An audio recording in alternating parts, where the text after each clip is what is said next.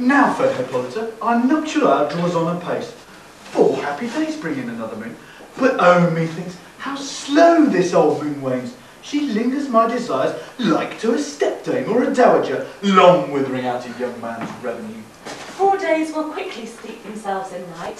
4 nights will quickly dream away the time. And then the moon, like to a silver bone new bent in heaven, shall behold the night of our solemnities.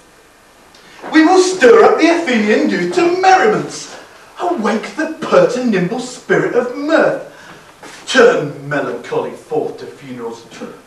The pale companion is not for our pomp. Hippolyta, I wooed thee with my sword, and won thy love, doing the injuries. But I will wed thee in another key, with pomp, with triumph, and with revelling. Hail! Hail to Theseus, our most renowned Duke! Thanks, good Aegeus.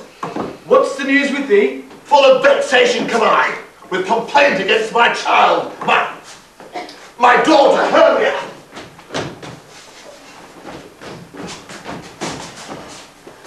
Stand forth, Demetrius. My noble lord, this man hath my consent to marry her. Stand forth, Lysander. Stand forth, Lysander. And, my gracious Duke, this man hath bewitched the bosom of my child. Thou, Lysander, thou hast given rhymes and interchanged love tones with my child. Thou hast by moonlight at her window sung, with feigned voice, verses of feigned love, and stolen the impression of her fantasy, with bracelets of thy hair, rings, gauze, conceits, knacks, trifles, nosegays, sweetmates, messengers of strong prevailment in unhardened youth. With cunning hast thou filched my daughter's heart, and turned her obedience, which is due to me, to stubborn hardness. And, my noble lord, be it so she will not hear before your grace consent to marry with Demetrius, I beg the ancient privilege of Athens. As she is mine, I may dispose of her, which shall either be to this gentleman, or to her death, according to our law, immediately provided in that case. What say you, Hermia? Be advised, fair maid.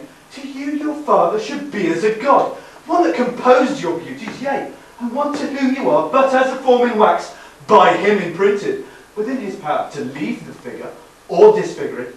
Demetrius is a worthy gentleman. So is Lysander. In himself he is, but in this kind, wanting your father's voice, the other must be held to worthier. Would my father look but with my eyes? Rather your eyes must with his judgment look. I do entreat your grace to forgive me. I know not by what power I'm made bold, nor how it may concern my modesty in such a presence here to plead my thoughts.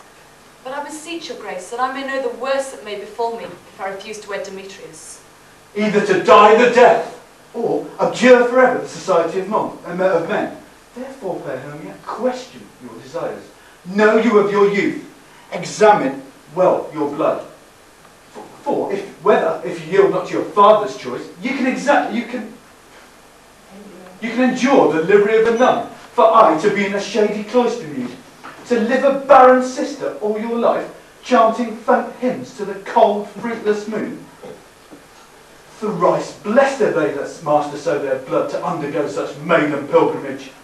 But earthlier happy is the rose distilled than that which, withering on the virgin thorn, grows, lives, and dies in single blessedness. So will I grow, so live, so die, my lord, ere I will yield my virgin patent of it to his lordship, whose unwished yoke my soul consents not to give sovereignty. Take time to pause, and by the next new moon, the sealing day twixt my love and me for everlasting bond of fellowship, on that day either prepare to die for disobedience to your father's will, or to wed Demetrius as he would, or else on Diana's altar to protest for austerity and single life. Relent, sweet Hermia, and Lysander, yield thy crazed title to my certain right. You have a father's love, Demetrius. Let me have Hermia's. Do you marry him? Scornful Lysander! True, he hath my love. And what is mine, my love shall render him. And she is mine. And all my right of her I do estate unto Demetrius. I am, my lord, as well derived as he, as well possessed. My love is more than his. My fortunes every way as fairly ranked, if not with vantage, as Demetrius's. And, which is more than all these boasts can be, I am beloved of beauty's Hermia. Why should not I then prosecute my right? Demetrius, I'll avouch it to his head, made love to Nedar's daughter Helena, and won her soul. And she, sweet lady, dotes, devoutly dotes, dotes in idolatry upon this spotted and inconstant man. I must confess that I heard so much, and with Demetrius thought to have spoke thereof. But being over full of self-affairs, my mind did lose it. But come, Aegeus, come, Demetrius, you shall go with me. I have some private schooling for you both. For you, fair Hermia, look you arm yourself to fit your fancies to your father's will, or else the law of Athens yields you up, which by no means may we extenuate, to death, or a vow of single life. But come, Hippolyta, what cheer, my love? Demetrius and Aegeus, go along. I must employ you in some business against our nuptial, and confer with you of something that nearly concerns yourselves. With duty and desire we follow you.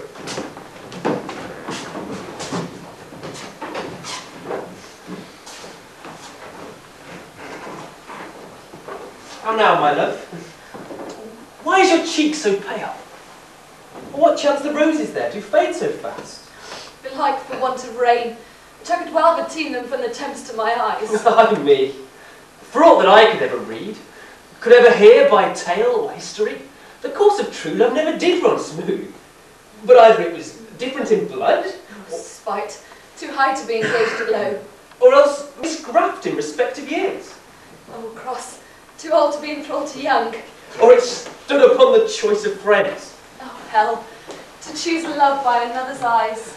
Or if there were a sympathy in choice, war, death, or sickness did lay siege to it, making it momentary as a sound, swift as a shadow, short as any dream, brief as the lightning in a coloured night, but in a spleen unfolds both heaven and earth, and ere a man hath power to say, behold, the jaws of darkness do devour it up.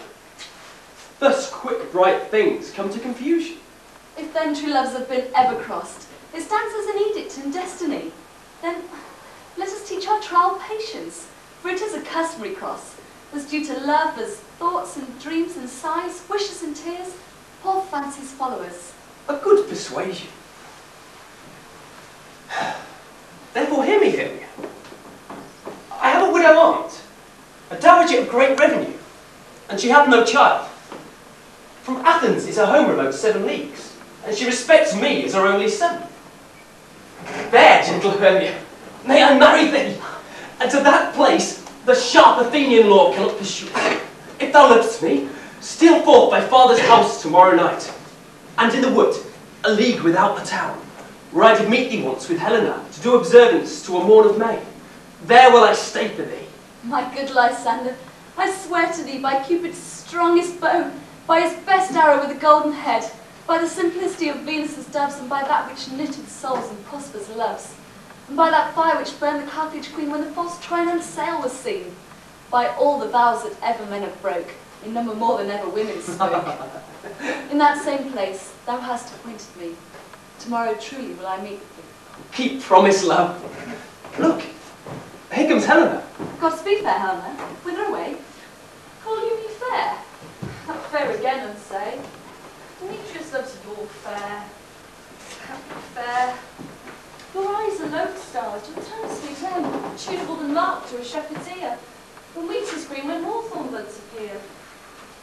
Sickness is catching. Oh, with favours so. Your words I catch, fair Hermia, ere I go. My ear should catch your voice. My eye, your eye. My tongue should catch your tongue, sweet melody. Were the world mine, Demetrius being baited, the rest I give to be to you translated. Teach me how you look and with what art you sway the motion of Demetrius's heart. I frown upon him, yet he loves me still, that your frowns could teach my smile such skill. I give him curses, yet he gives me love, that my prayers could such a perfection move.